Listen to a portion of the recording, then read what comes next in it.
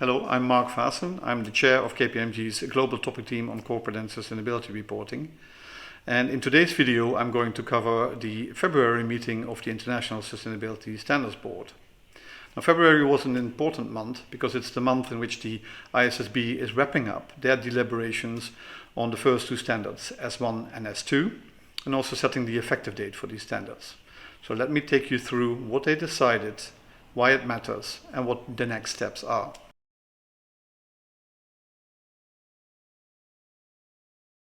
So first, with respect to the effective date, the board decided that S1 and S2 should be effective as of the 1st of January 2024, and that both standards should be applied together, which makes sense.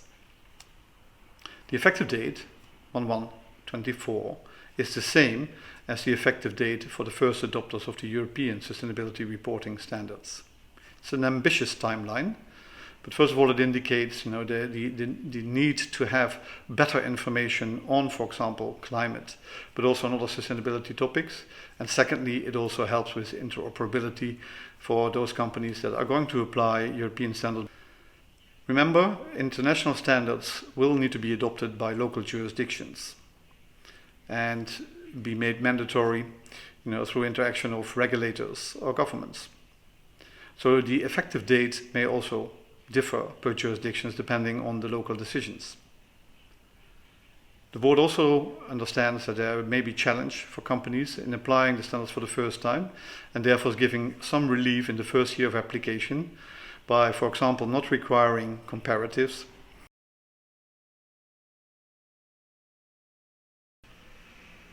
A key theme throughout the work of the board has been around proportionality, in order to make sure that all types of companies can actually apply the standards, regardless of where they are on their reporting journey.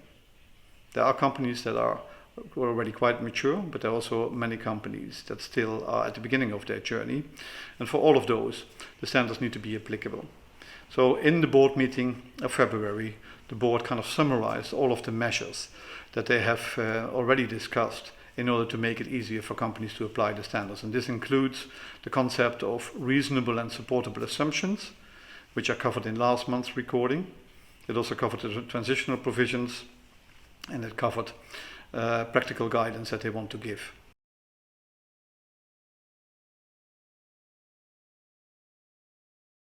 Finally, the board discussed sources of guidance, and they decided to give explicit permission to companies to refer to GRI, Global Reporting Initiative metrics, or to the European standards in deciding what information to give on sustainability topics that are not yet covered by international standards.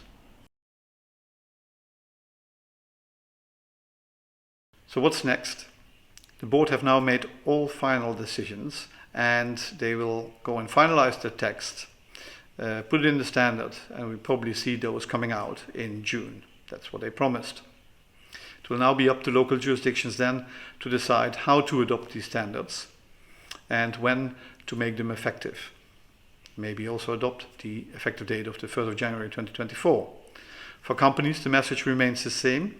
Make sure you're getting ready for it. The requirements are clear, so you can start mapping from what you have now to where you need to go.